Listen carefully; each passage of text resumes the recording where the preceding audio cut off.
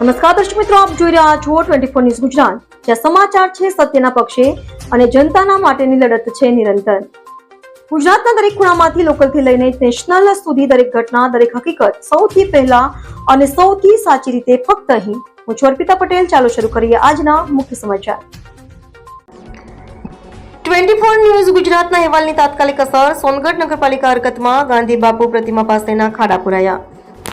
સોનગઢ નગરમાં છેલ્લા કેટલાક સમયથી ગાંધી બાપુની પ્રતિમા પાસે તેમજ નગરપાલિકા કચેરી નજીકના રસ્તાઓ પર મોટા ખાડા પડ્યા હતા, જેના કારણે નાગરિકો અને વાહન ચાલકોને ભારે મુશ્કેલીનો સામનો કરવો પડી રહ્યો હતો.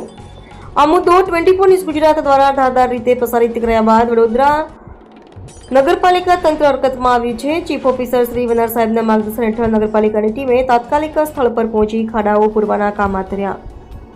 હાલમાં સુંદર રીતે ખાડા પૂરાઈ જતા રસ્તો સમતલ બન્યો છે અને નાગરિકોમાં ખુશીની લાગણી પ્રસરી છે. ગાંધી બાપુની પ્રતિમા આસપાસ અને નગરપાલિકા નજીકનો વિસ્તાર હવે સ્વચ્છ અને સમારેલી સ્થિતિમાં દેખાઈ રહ્યો છે.